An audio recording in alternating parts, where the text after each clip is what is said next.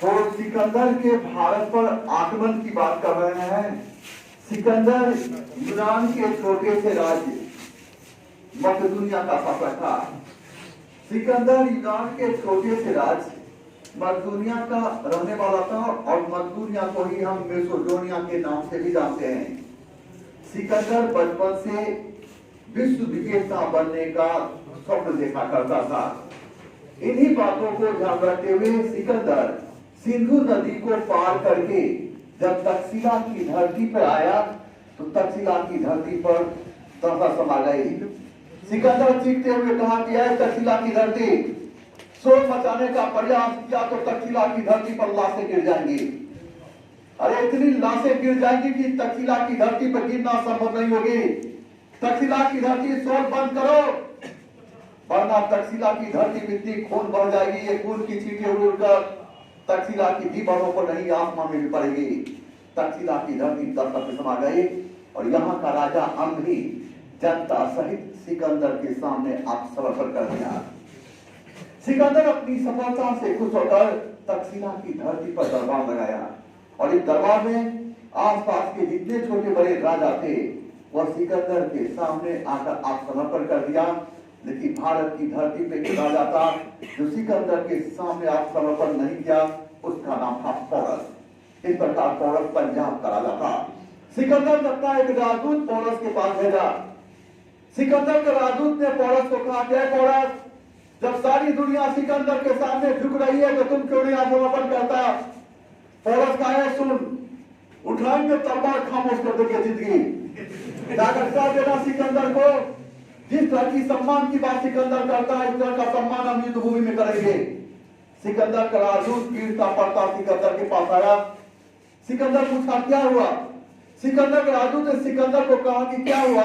उठाएंगे तलवार, खामोश कर देंगे जिंदगी। सिकंदर कहा, किसके सामने बोल रहा है, चमड़ी नोच लेंगे? हम नहीं, पोरस बोला है। यह सुनते सिकंदर कहा है। सिकंदर विशाल सेना लेकर झेलम नदी के तट पर आ गया। इस प्रकार सिकंदर विशाल सेना लेकर झेलम नदी के तट पर आ गया तो पोरस भी विशाल सेना लेकर झेलम नदी के तट पर आ गया। इस प्रकार सिकंदर और पोरस के बीच झेलम नदी के तट पर 326 ईस्वी पूर्व में जो युद्ध हुई, इसे हम वितस्ता का युद्ध, इसे हम हाइडेस पीच के युद्ध के नाम से भी जानते हैं। इस युद्ध में पोरस की जीत हो रही थी, लेकिन एक कहावत है, समय हो मेहरबान तो गधा हो जाए पहलवान। मूसलाधार बारिश हो गई। मूसलाधार जब बारिश हो गई तो इसका लाभ मिल गया किसको? इसका लाभ मिल गया सिकंदर को, क्योंकि सिकंदर अपनी सेना में बृहद पैमाने पर घोड़ा का प्रयोग किया था तो पोरस अपनी सेना में बृहद पैमाने पर हाथी का प्रयोग किया था। हमारा दोनों जानते हैं घोड़ा के बजाय हाथी का शरीर भारी होता है। वह दलदल भूमि, मूसलाधार बारिश होने के कारण युद्ध भूमि दलदल हो गई, कीचड़ में तब्दील हो गई, तो हाथी का शरीर भारी होने के कारण वह दलदल भूमि ना दौड़ सकता है, चल सकता है। लेकिन हाथी के बजाय घोड़ा का शरीर हल्का होता है, वो दलदल भूमि में दौड़ नहीं सकता है, चल नहीं सकता है। इस प्रकार सिकंदर की घुड़सवार सेना पोरस के हाथी सेना पर भारी पड़ गया। वही दूसरी ओर पोरस अपनी सेना में बड़ा बड़ा तीर धनुष का प्रयोग किया था, जिसे धरती पर रखकर ही चलाया जा सकता था। लेकिन धरती हो गई थी दलदल, जब पोरस धनुष को खींचे तो वह स्लिप कर जाए। इस प्रकार युद्ध भूमि में पोरस की हार हो गई। पोरस की हार होते ही सिकंदर अपना एक राजदूत युद्ध भूमि में पोरस के पास भेजा। सिकंदर का राजदूत ने पोरस को कहा, क्या पोरस, अब आत्मसमर्पण कर दो। पोरस का, भारत का बेटा है हम, मेरे रगों में खून का एक एक कतरा जब तक दौड़ता है, जाकर कह देना सिकंदर को आप समर्पण नहीं करेंगे हम। और इस तरह से युद्ध भूमि चीख रही थी। पोरस के सारे जवान मारे गए थे, मात्र पोरस का इतना ही जवान बचा हुआ था। पोरस अपने एक जवान को पकड़ लेता था और कहता था, मेरे जवान आगे बढ़ो, 2 कदम पर मंजिल है, मेरे जवान आगे बढ़ो, 2 कदम पर मंजिल है। इस प्रकार युद्ध भूमि चीख रही थी। इस तरह के वातावरण में युद्ध भूमि में आया पोरस का बचपन का दोस्त, जिसका नाम था मेलुस। मेलुस पोरस को कहा कि मेरे दोस्त आप समर्पण कर दो। पोरस का दोस्ती की कसम, उठाओ तलवार और हमें खामोश कर दो। लेकिन आप समर्पण की बात मत करो। पौलुस का दोस्त मेलुस कहा कि तुम्हारे आत्मसमर्पण करने से क्या हो जाता है? दोस्त, भारत की धरती पर जब भी इतिहास लिखी जाएगी तो इतिहास के किसी भी कोने में पौलुस को कमजोर राजा के रूप में नहीं दर्शाया जा सकता। रही बात सिकंदर की, तो भारत की धरती पर सिकंदर की इतिहास तब तक अधूरी रहेगी जब तक सिकंदर के साथ पौलुस की चर्चा न की जाए। फिर दोस्त, आप समर्पण कर दो, वरना दोस्ती की कसम दे देंगे। पौलुस यह कसम सुनते ही आप समर्पण के लिए चलता है।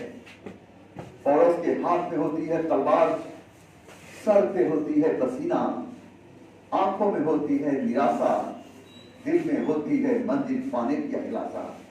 दिए हुए एक एक कदम बढ़ाते हुए पौलुस आया और सिकंदर के सामने आत्मसमर्पण कर दिया।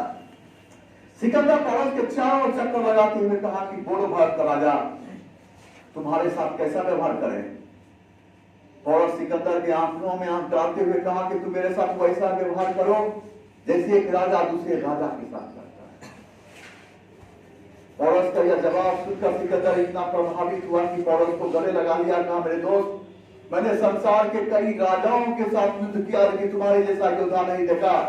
जब युद्ध भूमि में तुम कहते तो मेरे जवान आगे बढ़ो, 2 कदम पर मंजिल है कि मेरा पूजा करने लगा था।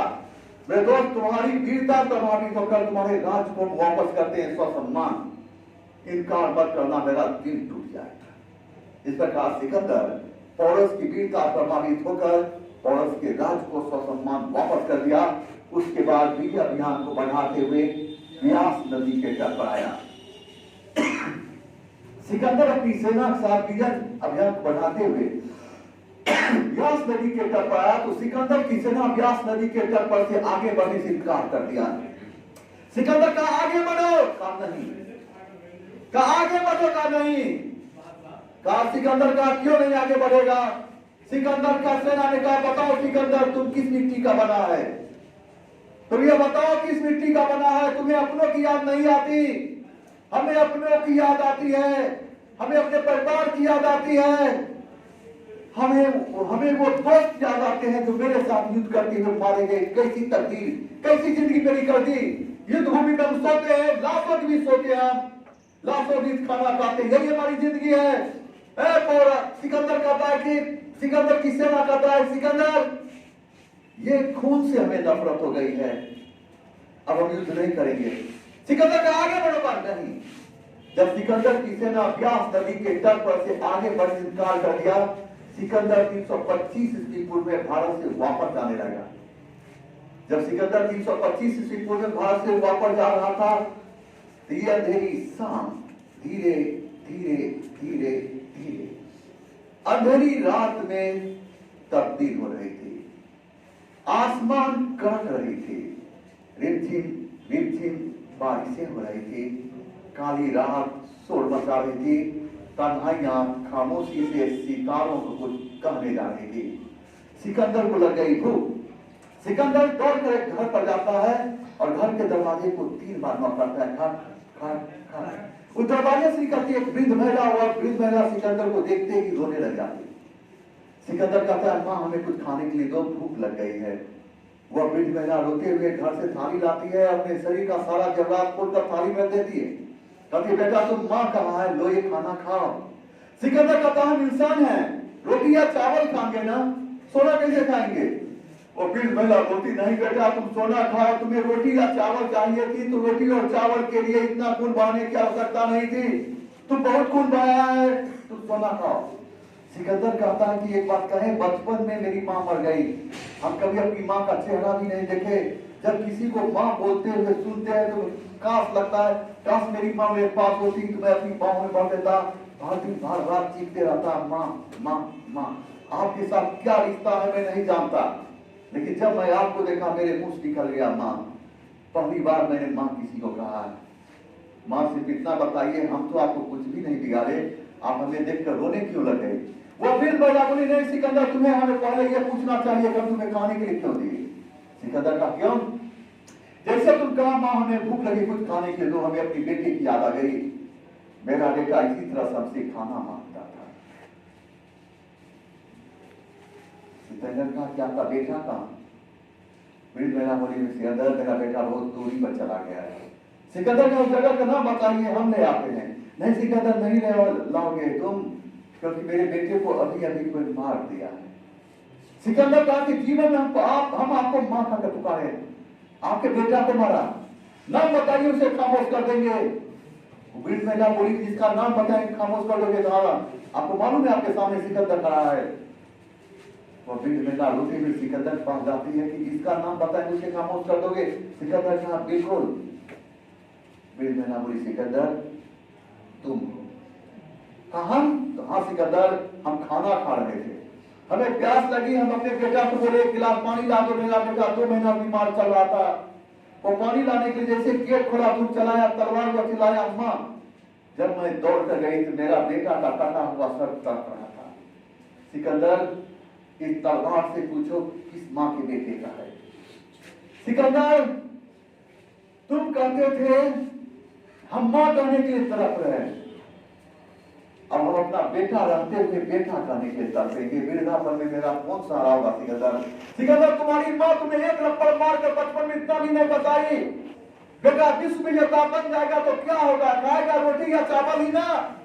तुम्हारी माँ एक लपड़ मार के इतना भी मैंने बताई, बेटा विश्व विजेता बन जाएगा तो क्या होगा, जब मरेगा तो सारी दुनिया तुम्हारे साथ नहीं जाएगी, तुम्हें 3.5 फीट जमीन नसीब होगी जहां पर तुम्हें दफन किया जाएगा। और सिकंदर मेरा सहारा कौन बनेगा। सिकंदर कहता इस तलवार से चुनता हुआ खून आपके बेटे का। मेरी महिला कहती मेरा एक ही बेटा था और मेरा कोई नहीं, अब बोलो मेरा सहारा कौन होगा। सिकंदर सर पीटने लगता है। सिकंदर सर पीटते हुए आसमान की ओर देखता और कहता है काश बचपन में मेरी माँ हमें एक लपड़ लगा कर कही होती, बेटा विश्व विजेता बनना तलवार के बल पर नहीं, बेटा विश्व विजेता बनना मोहब्बत के बल पर, मोहब्बत के बल पर, मोहब्बत के बल पर, मोहब्बत के बल पर। शायद किसी माँ, शायद इस तलवार से किसी माँ का बेटा नहीं मारा जाता। यह कहकर सिकंदर अपने राजशाही पोशाक को फाड़ देता है, शरीर में जितने जेवरात होते हैं नोच कर फेंक देता है, पाँव में सोना का जूता होता है खोल देता है और रोता हुआ भारत से 325 ईस्वी पूर्व में जब जाने लगता है तो पीछे पीछे उसका सेनापति चलता है। चलते चलते सिकंदर बेबीलोन आता है। बेबीलोन इराक में है।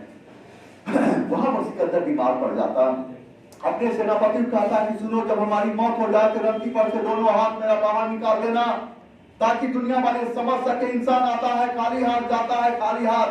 हर इंसान को मालूम है तो किसी माँ के बेटे को क्यों मारता है।